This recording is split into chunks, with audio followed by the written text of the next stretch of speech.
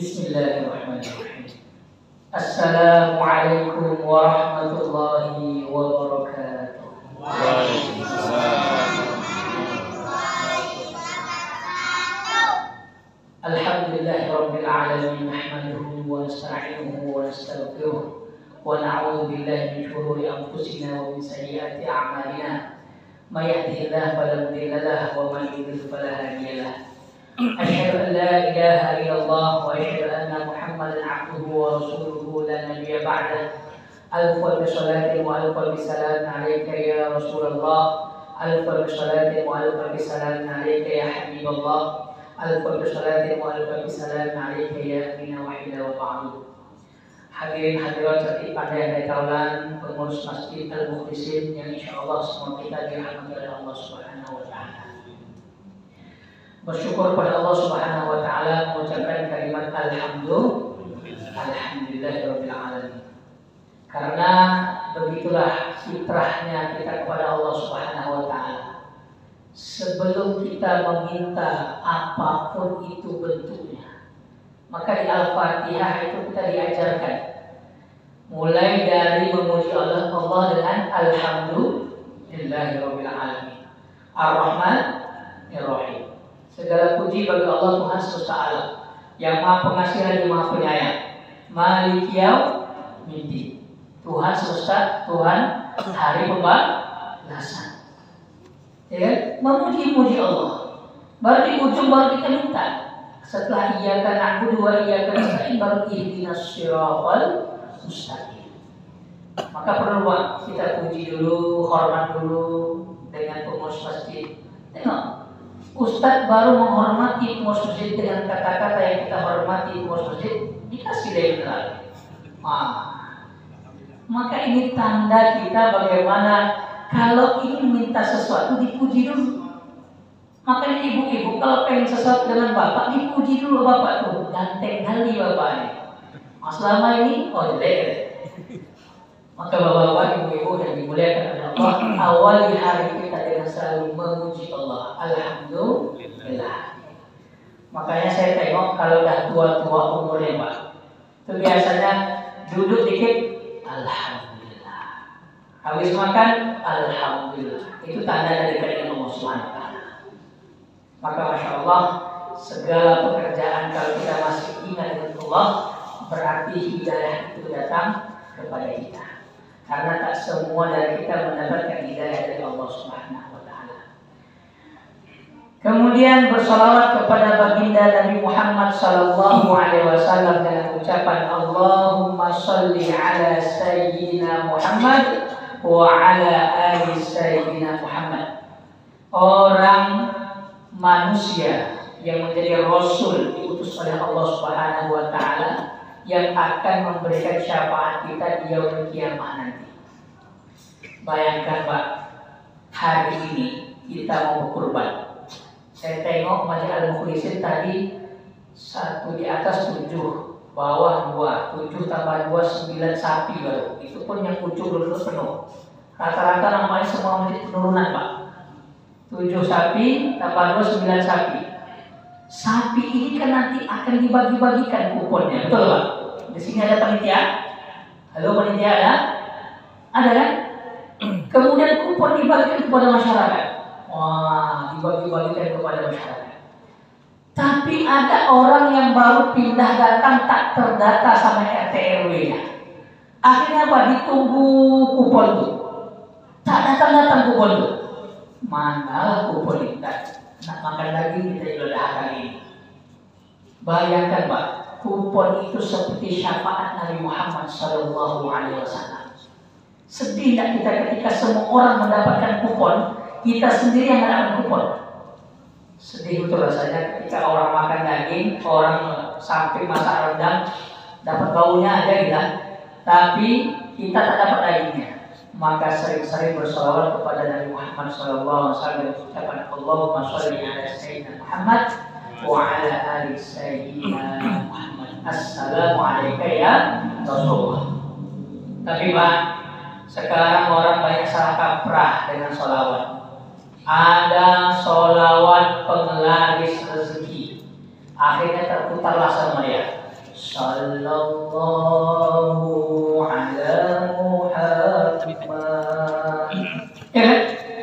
sallallahu alaihi wasallam.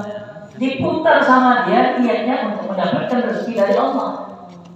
Boleh, karena dalam niat itu boleh diperbanyak. Tapi untuk sholawat utamakan niatnya untuk mendapatkan syafaat, bukan untuk mendapatkan rezeki dunia.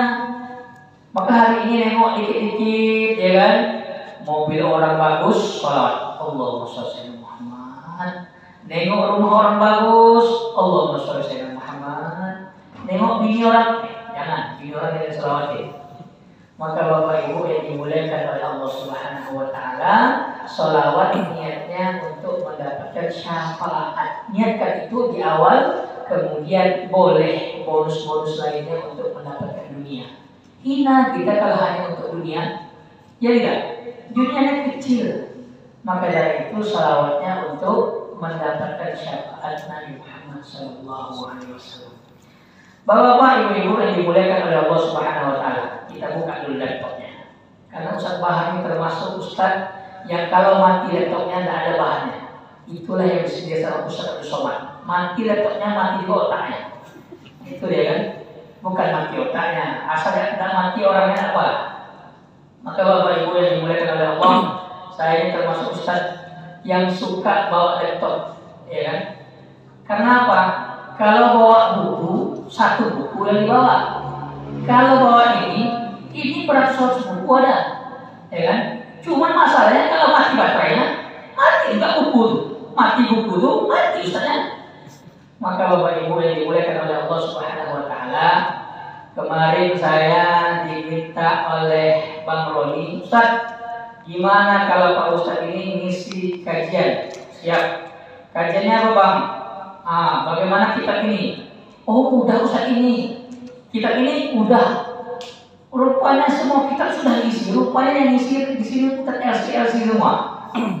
Maka saya bingung nih. Akhirnya saya pastikan yang saya isi adalah tentang Riyadhus Shalihin. Riyadhus Shalihin, kitab hadis. Riyad ini maknanya adalah taman-taman. Kalau satu taman robotun, dua taman robotan, banyak taman bisa robot atau riyad. Makanya kata orang mau mana? Mau ke Riyadh. Makanya Riyadh itu beda Jeddah, Mekah, Madinah ada Riyadh. Kenapa Riyadh? Karena banyak taman-taman. Ustaz, coba lo apa nih? Cuma saya pun belum pergi ke Riyadh. Ke Mekah, Madinah udah, Jeddah sudah, ke Riyadh kan belum. Katanya Riyadh itu kalau bule-bule bisa tinggal di situ. Karena bukan tanah yang diharapkan bagi mereka untuk masuk. Kan tanah haram, tanah suci dari orang-orang yang musyrik. Tapi sekarang viral banyak, ada orang bule kok bisa masuk ke Ka'bah. Ya Pak, yang heran kadang ada yang perempuan kok bisa masuk dia ke area Ka'bah tanpa jilbab, pakai ihram. Rupanya dia transgender, tapi pengen beribadah ala laki-laki seperti biasanya. Riyadhus Shalihin, Riyadh taman-taman, Shalihin orang-orang yang soleh.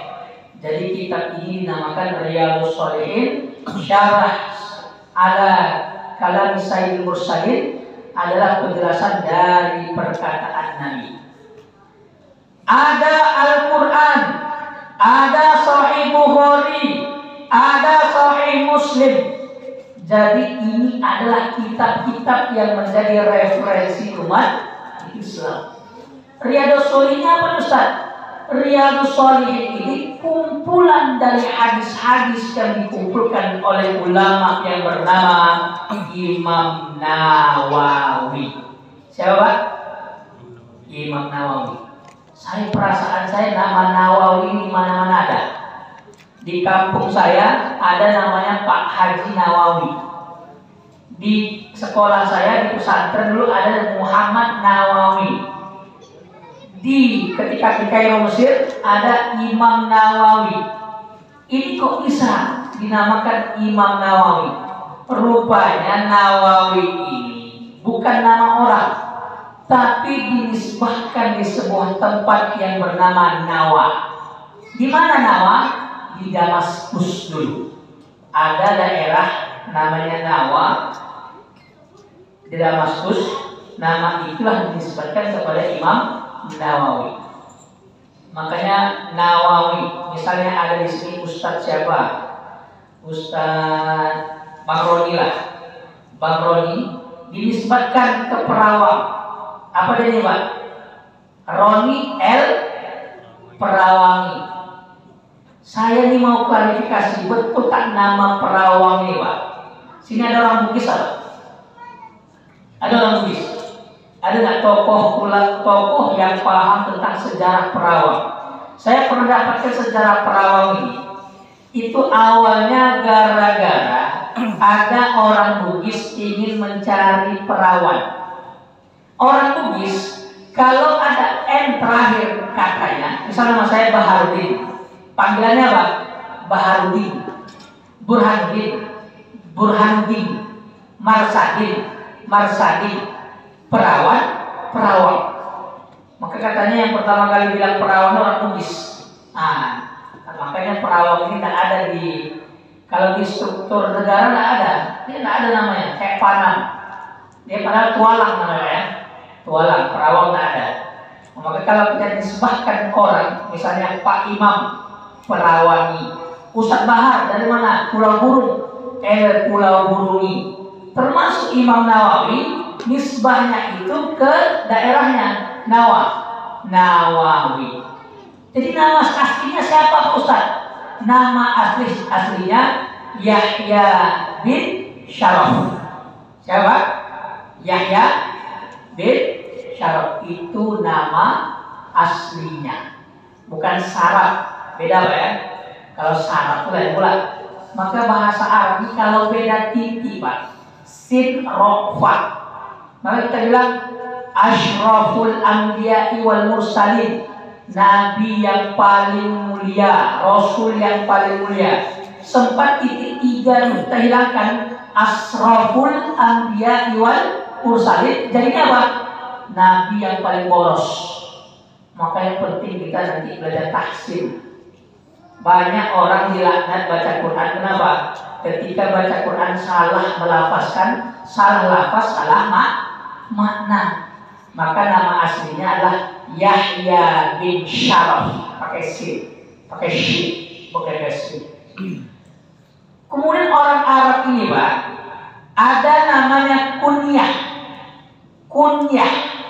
Bukan kunyah. Kalau kunyah itu kunyah, memakan kunyah. Kunyah itu artinya sebutannya, panggilannya. Apa panggilan Imam Nawawi? Abu Zakaria. Abu Bapak, Zakaria, Bapak Zakaria. Maka nama Imam Nawawi Abu Zakaria. Ada lagi namanya Laqab. Laqab itu julukan atau gelar yang diberikan kepada Imam Nawawi. Apa itu? Muhyiddin.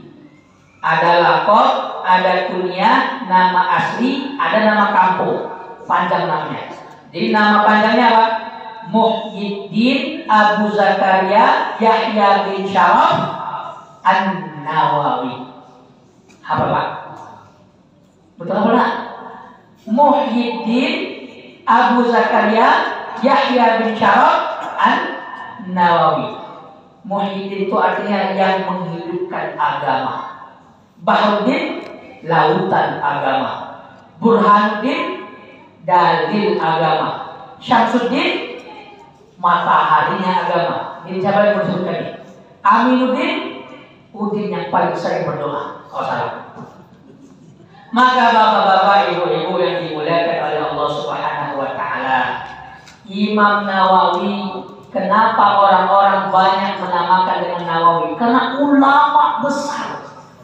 Tidak hanya di bidang hadis dia pakar. Ada Sahih Bukhari, ada Sahih Muslim. Sahih Muslim ini disyarah. Syarah ini artinya dijelaskan. Makanya kalau bahasa Malaysia, bapak-bapak punya anak keponakan kuliah di Malaysia, kalau kita dosen, orang Malaysia bilangnya apa? Pensyarah. artinya yang menjelaskan, pensyarah. Makanya Imam Nawawi ini ada menjelaskan Sahih Muslim.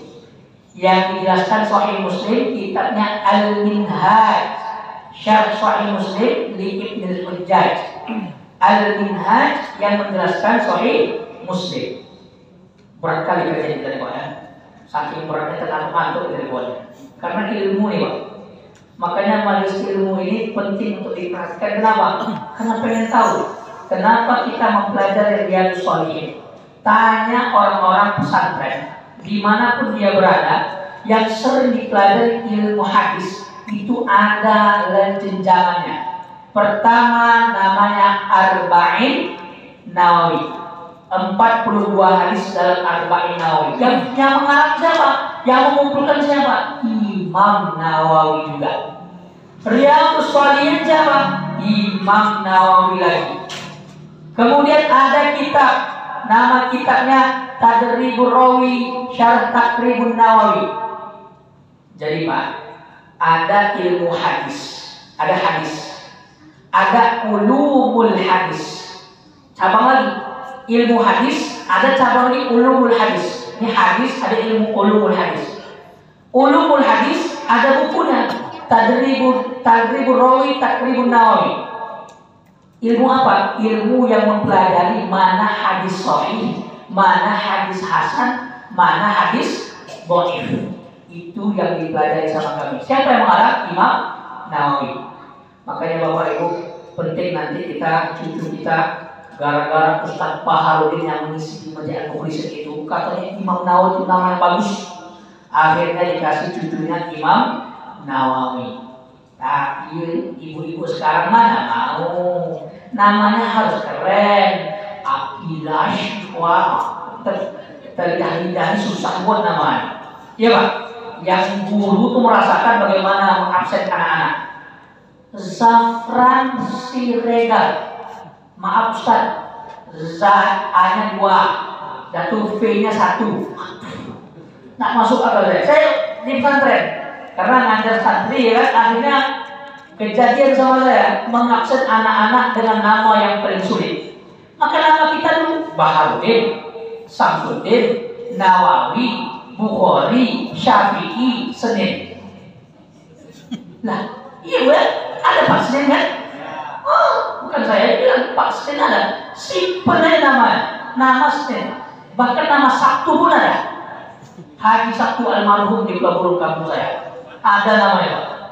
Saking tak tahu namanya, ada orang kampung saya punya monyet manjat ke kelapa, tak tahu nama sebenarnya bapak monyet.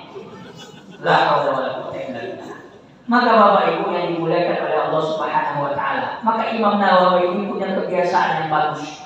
Apa kebiasaannya Pak? Datang orang bertamu ke rumah Imam Nawawi, bawa semangka, bawa jeruk, buah-buahan dari Damaskus. Apa kata Imam Nawawi? Dari mana ini?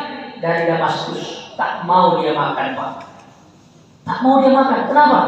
Karena dia takut di Damaskus itu banyak tanah wakaf. Jangan-jangan orang ini salah tanam di tanah wakaf. Orang sekarang mau tanah wakaf, tanah orang banyak aja. Imam Nawawi tumbuhan kayak itu tak mau dia makan karena dari Damaskus. Maka Masya Allah, ada orang macam ini sekarang? Ada. Pak Ustadz ini tak tahu ada di mana dia. Wah, maka kadang-kadang kita menemukan orang Pak, dia tidak makan ayam, tidak makan daging, tak makan segala macam bentuk kaki 4, tapi dimakannya ikan laut, ikan lele, semua ikan-ikan dimakan sama dia. Tuh kata dia, kenapa Bapak tak makan daging-daging Pak? Saya tak tahu Pak Ustadz. Jangan-jangan dia yang beli ini tak pakai bismillah. Iya tidak? Kita tengok di pasar tuh, rokok di sini, pisau di sini. Mohon maaf yang merokok Pak ya. Mana barang tuh? Sebeli. Yang didengar musik DJ. Iya tidak? Makanya ada orang kadang berhati-hati dengan makanan seperti Imam Nawawi. Tak makan dia ayam, selain ayam yang dia beli sendiri atau ditengok sama dia abang tuh baca doa. Makanya ibu, untuk kebaikan keluarga kita, ibu sendiri ke pasar tengok bapak itu Jangan ayam-ayam yang sudah terletak itu. Ayam yang sudah disembelih, pastikan bapak itu baca Bismillah Allahu Akbar. Ya Pak? Tapi kalau dari kurban insya Allah dibacakan Bismillah Allahu Akbar, maka dari kurban itu berkah. Apalagi kalau banyak, 1 kupon 5 kilo yang terkorban dia. Maka Bapak Ibu yang dimuliakan oleh Allah Subhanahu wa taala, Imam Nawawi ini rumahnya itu sempit minta ampun. Bahkan di satu riwayat yang menyaksikan Imam Nawawi, orang datang ke rumah dia harus menggeser sedikit buku-bukunya. Itu Imam Nawawi. Awak datang ke rumah, kalau rumah orang, foto keluarga yang paling utama. Itu yang pakai sorban siapa? Kakeknya? Bukan. Bapaknya? Bukan. Moyangnya? Bukan. Itu foto Imam Bonjol lah. Itu bulan. Oke Bapak Ibu yang dimuliakan oleh Allah, Imam Nawawi itu rumah sempit, buku setiap hari. Makanya di sebuah riwayat yang mencatat tentang biografi beliau itu mengatakan Imam Nawawi satu hari 12 pelajaran yang dia baca. Mungkin hari ini dia baca hadis, nanti baca tentang fikih mazhab Syafi'i, fikih. Makanya Bapak Ibu, tak apa-apa lah. Hari ini malam ini kita baru belajar 1 pelajaran, Riyadhus Shalihin. Nanti pelajaran lain, pelajaran memasak, pelajaran memarkir, pelajaran ngajar anak-anak, itu pelajaran juga. Maka kita tak sehebat Imam Nawawi. Maka Bapak Ibu, Imam Nawawi adalah imam yang hebat dan perlu kita doakan qaddasa sirrah. Maka Imam Nawawi ini imam yang paling banyak menyumbangkan kitab-kitab, termasuk kitab yang akan kita pelajari. Kitabnya adalah kitab Riyadhus Shalihin. Imam Nawawi umur 35 tahun itu sudah diangkat menjadi mufti. 35 tahun sudah jadi ulama sekaliber yang didengar ucapannya. Di kecilnya sebelum balik dah hafal Quran. Beliau wafat umur 45 tahun tanpa menikah. Maka termasuk ulama yang dituliskan Abdul Fattah Abu Huda dalam kitabnya Al-Ulama Al-Uzad As-Sal'ilma Al-Zawaj. Ada buku ulama mengarang buku ulama yang tidak menikah karena dia belajar dan belajar. Ibnu Taimiyah, Imam Nawawi itu tidak menikah. Wah, ini yang jomblo-jomblo dengar Pak Ustaz ceramah, saya ikut Imam Nawawi. Zaman dulu enak, kenapa? Terjaga, mata tak nampak, ya kan? Zaman sekarang macam mana? Matanya tak nampak, yang lain nampak semuanya. Pakai kacamata ya. La haula wala quwwata illa billah. Maka Bapak Ibu yang dimuliakan oleh Allah Subhanahu wa taala, Imam Nawawi termasuk ulama yang tidak menikah. Maka saya Pak, di zaman sekarang ini pernah mendapatkan ada ustaz yang tidak menikah. Bukan orang Indonesia, orang Turki. Kenapa? Karena pengen belajar terus. Saya tanya beliau, umur beliau waktu itu di Mesir, namanya Syekh Ahmad kalau manggilnya, Ustaz Ahmad. Satu lagi namanya Abdul Karim, orang Turki, tidak menikah. Karena dia mengabdikan dirinya di bawah naungan ilmu, di asrama. Kemudian di asrama itu ada mahasiswa dari mana-mana, Nigeria, dari Mesir, dari Indonesia, termasuk kami waktu itu. Dia tidak menikah. Kenapa kamu tidak menikah? Apa jawabannya? Saya takut ketika saya menikah, karena saya keasikan dengan ilmu, keluarga saya terbengkalai. Itu bulan. Maka Masya Allah, Tabarakallah. Tapi ini bagi yang kuat-kuat saja. Kalau yang tak kuat, mohon maaf, Anda bukan golongannya. Maka Bapak Ibu segeralah Kok Bapak Ibu yang menikah? Jomblo-jomblo lah. Ini banyak anak-anak kita. Ini kayaknya anak-anak pesantren. Tidak. Maka Bapak Ibu yang dimuliakan oleh Allah Subhanahu wa taala, sudah akhir zaman. Kalau ibu bapak sudah menikah, belum nikah lagi ya. Nah, Imam Nawawi tak menikah. Pasti ada pembicaraan kayak gini, Pak. Ibu bertanya kepada bapak, tiba-tiba bertanya, Bang, abang kalau aku mati ya mau nikah lagi? Ada pertanyaan itu nggak? Ada, Pak. Oh, ternyata bukan istri saya saja, istri bapak-bapak juga. Itu susah kita jawabnya, Pak. Ya kan? Kalau ada, masih ada barang itu, kita jawab tidak ada deh. Kalau besok dia mati, lain pula jawabnya kan. Bapak Ibu yang dimuliakan oleh Allah Subhanahu wa taala, Imam An-Nawawi. Hadis yang pertama, Babul ikhlas wa ihdar niyah fi jami'il a'mal wal aqwal wal ahwal. Maka diawali oleh Imam Nawawi ini dibuka babnya al-ikhlas, tentang ikhlas. Bayangkan, Pak, sebanyak itu tema dalam Islam. Ada tentang takwa, ada tentang hidayah, ada tentang muraqabatullah, tapi diawali sama Imam Nawawi dengan bab al-ikhlas wa ihrar niyah, menghadirkan niat. Jangan-jangan bapak-bapak ini hafal semua hadisnya. Kalau saya bilang innamal a'malu apa? Binniyat. Hafal semua. Saya yakin hafal karena sering ngaji. Cuman sering ngaji tak jadi ustaz, ya kan? Bahaya pula kalau jamaah gara-gara sering ngaji jadi ustaz. Ustaz kemana jobnya nanti? Kita ustaz nanti. Nah, cukup kami saja. Maka Bapak Ibu yang dimuliakan oleh Allah, ikhlas. Ikhlas ini susahnya minta ampun.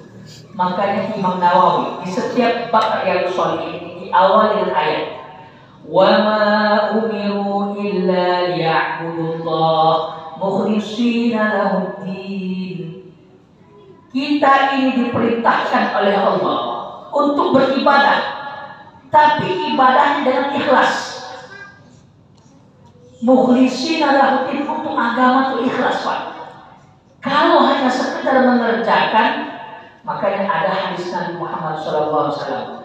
Halakan nasu illal alimuna, wa halakal alimuna illal amiluna, wa halakal amiluna illal mukhlisuna, wal mukhlisuna fi asyaddi khatar.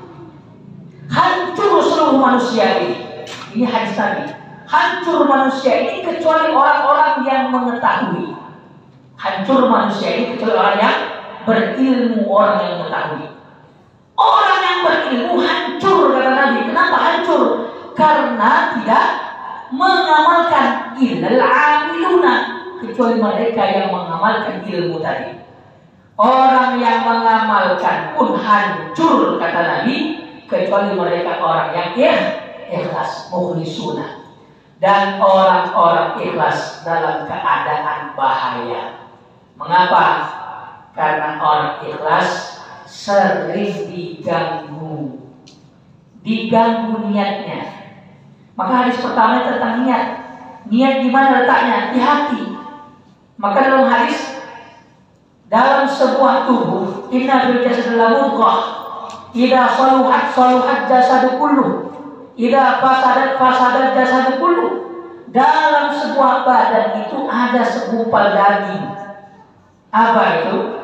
Hati. Kalau rusak hati ini, maka rusak semuanya. Kalau bagus hati ini, bagus semuanya. Jangan tengok Pak Ustaz paham, berarti niat Pak Ustaz tak bagus. Kenapa? Ustaz sholat pakai kursi. Katanya kalau niatnya bagus, jasadnya bagus. Jasad Pak Ustaz tak bagus. Ini nasib Pak Ustaz, ya kan? Ada nasib, ada nasab, nasab keturunan, nasib saya kena asam urat. Makanya Bapak Ibu yang dimuliakan oleh Allah, kalau nampak orang itu baik, pasti niatnya baik. Pasti orang bertanya, Pak Ustadz, ada Ustadz yang bilang Allah itu mencatat niat baik seseorang dan menjadi amal soleh. Tapi kenapa kalau niat buruk orang tidak dicatat oleh Allah sebelum dia mengerjakannya? Betul tidak? Padahal sama-sama niat Niat baik dicatat oleh Allah, sedangkan niat buruk tidak dicatat oleh Allah. Mengapa? Pernah bertanya nggak? Karena niat baik itu adalah sebuah kebaikan yang dinilai oleh Allah Subhanahu wa Ta'ala. Ada nilai positifnya. Tapi kalau niat buruk, kan mau melakukan kebaikan, tentu niatnya dinilai plus oleh Allah, motifnya bagus. Tapi kalau niat buruk, Allah belum mencatat sebelum dia mengerjakan. Kenapa? Kalau dia tidak mengerjakan, berarti niat buruknya ditahan dengan bertaubat kepada Allah Subhanahu wa Ta'ala. Hari ini ada berita viral, istri polisi, suami polisi. Di mana Bapak? Di Mojokerto. Tahu apa itu? Nggak tahu. Ada berita, jangan Bahar aja yang tahu berita. Bapak tak nonton berita lagi ya? TV tak nonton, yang sekarang HP scroll, ya, TikTok, Instagram, ya, Facebook, beritanya. Ada berita istri polisi, suami polisi. Akhirnya apa? Istri membunuh suami, dibakar hidup, 90% mati dan keadaan terbakar. Gara-gara apa, Bu? Pak? Gara-gara nengok saldo ATM. Katanya gaji ke-13 dapat 2.800.000. Dicek saldo ATM suaminya tinggal 800. Ketahuan sama istrinya bahwasanya suaminya ini datang ke tempat karaoke, sewanya LC. LC bukan Nusa Kairo ya, LC yang lain. Tahu apa LC, Pak? Oh, nganggu pengalaman apa ini? Oh ya kan? Kalau bahasa singkatannya ladies company, betul Pak ya? Ya, kok nganggu tahu doanya. Pernah nampaknya karaoke ya kan? Karaoke disewanya sisa 800. Akhirnya di WA suaminya, datang pulang engkau, kalau tidak anak aku bakar. Anaknya mau dibakar anaknya, tak jadi. Akhirnya pulang suaminya cekcok, namanya polisi, kan tahu ternyata ini punya istri polisi juga ya, bahaya. Saya tak menyarankan ya, tapi ada polisi yang soleha. Tapi yang ini, akhirnya karena cekcok, suaminya diborgol, ditaruh di tangga. Tak bisa kawan tuh pergi, kunci sama istrinya. Saking marahnya setan juga. Ada bensin di tanganmu, ada korek api di tangan kirimu. Siram suamimu, disiram suaminya. Disiram suaminya, dibakar. Hari ini kalau tidak ada keimanan, makanya ditanya motifnya apa? Niat. Balik ke niat tadi. Niat motif dari istri tadi membakar itu kenapa? Gara-gara duit 800.000 tersisa. Tapi jamin saya Pak, itu bukan hanya karena duit. Karena suaminya itu sering dipanggil istrinya 3 kali tapi peka. Jadi kan, Bang, oh Bang, apa deh? Serang gitu. Kejadian-kejadian kayak gini yang berbahaya. Niat, motif. Maka kita perbaiki niat kita. Maka dalam hadis ini dikatakan, kalau orang itu hijrah, niatnya adalah karena Allah dan Rasulnya, maka dia karena Allah dan Rasulnya, dia akan mendapatkan Allah dan Rasulnya. Tapi kalau dia niat hijrah itu karena perempuan yang akan dinikahinya, maka dia akan mendapatkan perempuan yang dinikahinya. Saya yakin beberapa bapak-bapak yang di sini merantau dari jauh ke Perawang, ujung-ujungnya mencari wanita Perawang. Ya, ada yang dari Rohul dapat orang Perawang ya. Jauh-jauh dari mana? Dari Dumai ke Perawang dapat orang Perawang. Karena niatnya berubah. Cantik-cantik juga orang Perawang ya. Selain cantik dan soleha. Kalau perempuan soleha. Kalau soleh dan pula tuh, ya kan? Maka Bapak Ibu yang dimuliakan oleh Allah, ini adalah niat. Makanya nanti kajian ini kita terus tentang niat, bagaimana niat itu sebenarnya. Apa perbedaan niat? Ada yang mengatakan niat ketika sholat harus dilafazkan, ada yang tidak. Maka dia bilang Allah, Allah Akbar. Ada yang gitu? Ada juga Allahu Akbar. Banyak. Karena menganggap hati yang sudah berniat berangkat dari rumah itu sudah niat. Makanya motif itu yang kita cari karena Allah dan Rasulnya.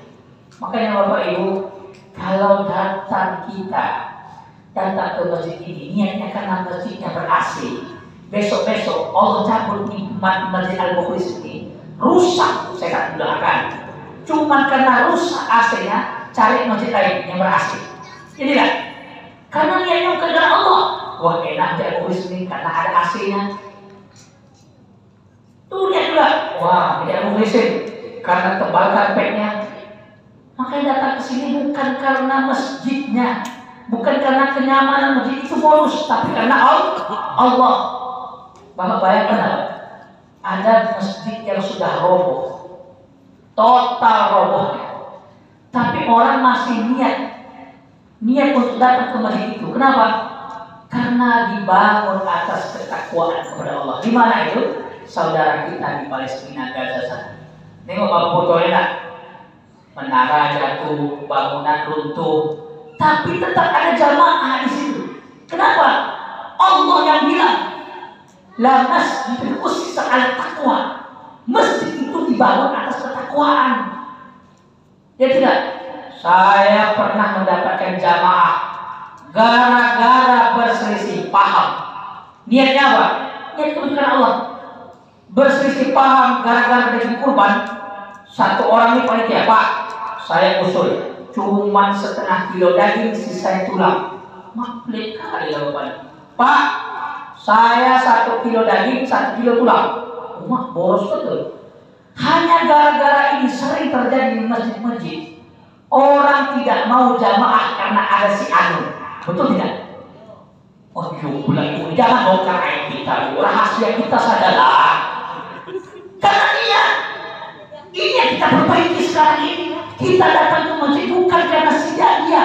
Kita datang karena ketakwaan kita kepada Allah Subhanahu wa Ta'ala. Maka niat itu karena Allah. Makanya Bapak Ibu, ada orang dulu sering pulang kampung. Kenapa? Niatnya apa? Ingin bertemu sama orang tua. Tapi ketika ibunya sudah dipanggil oleh Allah, sisa bapaknya pun nikah lagi. Itu kejadian sama saya. Nikah lagi, akhirnya apa? Mak barunya macam mana? Kan kadang ada tak ridho kita. Soalnya belum kejadian sama kita. Rupanya kalau istri meninggal, baiknya nikah lagi sebenarnya kan? Baiknya Bu. Nah, tapi kalau ada bapak-bapak yang kuat, apa?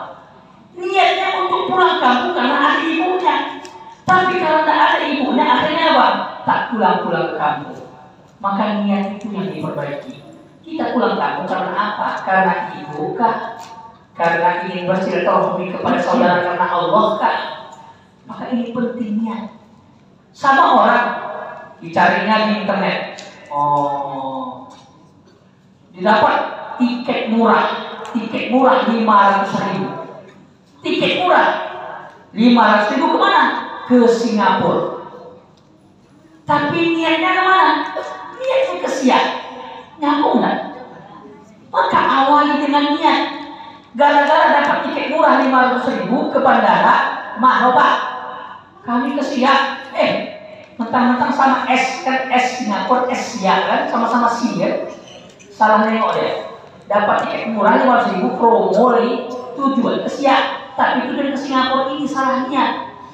Makanya Bapak Ibu yang dimuliakan oleh Allah, perbaikinya. Maka bahaya. Niat ini bisa disusupi dengan penyakit, satu penyakit. Apa nama penyakitnya? Riya. Apa Pak? Riya. Maka hati-hati. Yang namanya terpampang di list kurban Masjid Mukhlisin itu sering memperbaikinya, sering beristighfar. Niatnya untuk apa? Wah, di blognya keluarga haji Haji Baharudin LC di blog 7 nama itu 20 juta sendiri ya. Niat kita tahu niat apa, apakah untuk riya atau untuk ibadah kepada Allah Subhanahu wa taala. Maka hati-hati orang yang punya semangat beribadah kepada Allah sering-sering memperbaikinya. Jadi dunia aku memperbaikinya. Hati-hati dengan niat, karena hati niat ini tempatnya sama di hati. Hati ini bisa berubah dari suka menjadi benci. Iya Pak. Tengok Bapak, awal-awal nikah cinta betul ya kan. Sekarang apalagi? Nah, kita tahu lah. Hanya Bapak Ibu yang bisa menjawab. Niat, maka perbaikinya. Maka kata Rasulullah SAW, jadidu imanakum bila ilaha illallah. Tempatnya niat sama dengan iman. Perbaharui iman kita dengan kalimat la ilaha illallah. Makanya kalau subuh-subuh, kalau imamnya lupa, di sini kita kan ada zikir kadang-kadang kan. Ada afdal zikri fa'lam annahu la ilaha illallah. Sering letakkan kalimat itu di hati kita, la ilaha illallah, la ilaha illallah. Sering letakkan itu. Maka kalau kami di kampung kadang bukan afdal zikri, ada lantunan syair-syairnya. Ya, apa lupa saya? La ilaha illallah, la ilaha illallah. Orang foto dulu. Thariqat As-Sabani. Ya Latif, ya Kafi. Pernah dengar Pak? Pernah dengar? Orang tua kita dulu. Maka niat kita perbanyak dan diperkuat untuk beramal soleh di jalan Allah Subhanahu wa taala. Ini baru hadis pertama tentang niat. Makanya jangan salah niat. Bapak Ibu nanti yang punya anak gadis datang, anak remaja datang ke rumah, langsung tanya, niat kau apa? Ya kan? Saya Pak punya anak gadis gua masih kecil, umur setahun 3 bulan sama umur 3 tahun. Terbayang sama Pak. Selama ini awak gendong dia, awak bercanda sama dia, tiba-tiba ada lelaki asing datang ke rumah kita melamar anak kita. Siap tak kita Pak? Mungkin bapak-bapak yang sudah mengalami macam mana anak perempuannya dinikahkan oleh orang lain. Tapi kita doakan keluarga-keluarga kita ini dikumpulkan oleh orang-orang yang soleh. Datang mereka kepada keluarga kita, niatnya adalah untuk beramal soleh dan melekatkan ukhuwah Islamiyah. Maka Bapak Ibu yang dimuliakan oleh Allah Subhanahu wa taala, tadi tanda bom ya.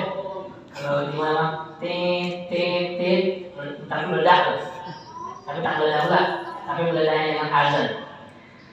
Bela Bapak Ibu yang dimuliakan oleh Allah, itu tadi tentang biografi sedikit Imam An-Nawawi. Kemudian hadis yang pertama adalah hadis tentang niat. Saya nagih nanti. Saya tanya ke jamaah, hafal tidak hadis ini nanti? Kan bisa di-browsing Pak ya. Hadis pertama Riyadhus Shalihin tentang niat. Nanti Bapak baca di Google, hafalkan. Hafal apa? Jangan lama-lama ngaji tapi tak ada yang hafal hadisnya. Macam tuh, innamal a'malu bin. Itu aja yang hafal Ustaz. Cukup sekian dan terima kasih. Kita tutup dengan doa. A'udzubillahi minasyaitonir rajim. Bismillahirrahmanirrahim.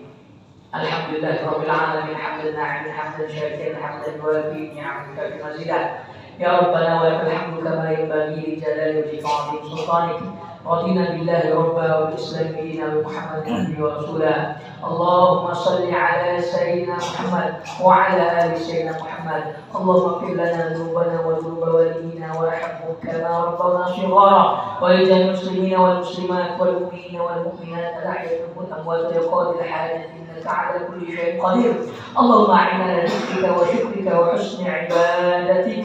اللهم انصر إخواننا المجاهدين في فلسطين. اللهم انصر إخواننا المسلمين في فلسطين اللهم انصر إخواننا المستضعفين في فلسطين اللهم انصر نصرا عزيزا اللهم انصر نصرا مبينا اللهم أعز الإسلام والمسلمين وأذل الشرك والمشركين ودمر أعداءك أعداء الدين اللهم إنا نسألك رضاك والجنة ونعوذ بك من سخطك والنار ربنا ظلمنا أنفسنا وإن لم تغفر لنا وترحمنا لنكونن من الخاسرين ربنا آتنا في الدنيا حسنة وفي الآخرة حسنة وقنا عذاب النار سبحان ربك رب العزة عما يصفون وسلام على المرسلين والحمد لله رب العالمين.